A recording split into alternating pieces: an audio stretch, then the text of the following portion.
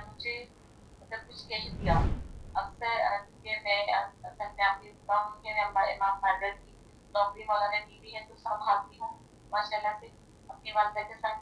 تو اگر مطلب بہت سے لوگ باتیں کر جاتے ہیں وہ کچھ اچھا ہوا نظر نہیں آتا لیکن کوئی چھوٹی سی بھی خامی ایسی تلاش کرتے ہیں کہ مطلب کوئی نہ کوئی ٹونٹ کرنا یا مطلب بات پاڑ دینا کہ اتنا سارا سب کچھ ہوا نظر نہیں آتا لیکن کوئی چھوٹی سی خامی ایسی ڈھونڈ دیتے ہیں کہ ہاں یہ ہے تو وہ دل پہ لگتی ہے جا کے نا. لیکن اس ٹائم میرا یہ عمل ہوتا ہے میری والدہ اور میری کہتی کہ میں خاموش خدا پہ چھوڑ دوں جس نے جو کہا ہے. تو لیکن ایک دفعہ نہیں اکثر ایسا ہوا ہے تو پھر یہ ہے کہ بس میں خدا پہ چھوڑ دیتی ہوں ایک لفظ بھی کچھ نہیں بولتی اور اپنی والدہ کا کہنا مانتی ہوں.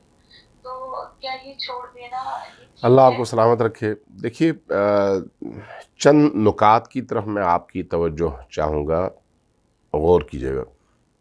پہلی بات تو یہ ہے کہ کوئی اور شخص آپ کو سلام کرے یا نہ کرے، آپ کیجئے، چونکہ آپ اپنے عمل کی ذمہ دار ہیں. قرآن نے کہا وَلَا تَزِرُ وَازِرَةٌ وِزْرَ أُخْرَى. کوئی بھی شخص دوسروں کا بوجھ نہیں اٹھاتا، وہ اپنا بوجھ اٹھاتا ہے. آپ سلام کریں گی آپ کو اجر ملے گا، دوسرا جواب نہ دے تو ذمہ دار وہ ہے. لہذا آپ کو اپنا فریضہ بجا لانا چاہیے، چاہے دوسرا اپنا فریضہ بجا لائے یا نہ لائے، اس سے آپ کو کوئی غرض نہیں ہونا چاہیے.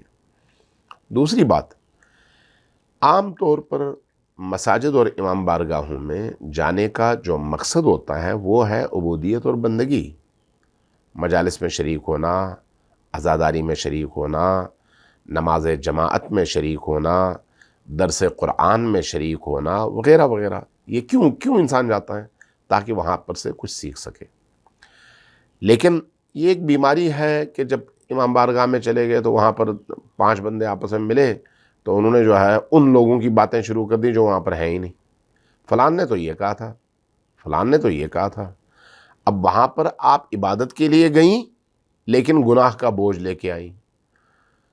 یہ جو غیبت ہے، غیبت اشد من الزنا کہا گیا ہے، زنا سے بدتر ہے. کیوں؟ غیبت کی وجہ سے آبرو ختم ہو جاتی ہے، غیبت کی وجہ سے حرمتیں پامال ہوتی ہیں، غیبت کی وجہ سے نفرتیں اور کدورتیں جنم لیتی ہیں، غیبت کی وجہ سے رشتے ٹوٹتے ہیں، غیبت کی وجہ سے جدائیاں ہوتی ہیں. لیکن آج ہمارے معاشرے کے اندر جو کام سب سے زیادہ انجام پاتا ہے اور ہماری مجالس میں، ہماری محافل میں، ہمارے مہمانوں میں اور مہمانداریوں میں انجام پاتا ہے وہ غیبت ہے. اس لیے یہ جو آپ نے بات کی یہ اسی غیبت کا نتیجہ ہے نا کہ آپ کہیں پر گئیں، کسی نے آپ کو بتایا فلان تو آپ کے بارے میں یہ کہہ رہی تھی. آپ کو وہاں پر چاہیے کہ وہیں پر ان کو روکے، بھئی آپ فلان کی بات کیوں کر رہی ہیں؟ نہ کریں آپ، حرام ہے. یہ نہ صرف حرام ہے، گناہ کبیرہ ہے. نہ صرف گناہ کبیرہ ہے، عملی طور پر اپنے مؤمن بھائی یا بہن کے مردہ بدن کے گوشت کو کھانے کے مترادف ہے. قرآن کریم نے یہ بات کہی ہے. تو اس لیے اپنی محافل کو، اپنی مجالس کو ان بیماریوں سے پاک رکھیں. آپ ثواب کمانے جائیں اور گناہ لے کر آئیں تو اس سے زیادہ گھاٹے کا سودا اور کیا ہو سکتا ہے؟ لہذا اگر کوئی برائی بیان کرے آپ سنیں نہیں، اس کو وہیں پر روک دیں، ٹوک دیں. اور اگر آپ روک اور ٹوک نہ سکیں تو اس محفل سے اٹھ جائیں، کم از کم اپنے آپ کو گناہگار نہ کریں.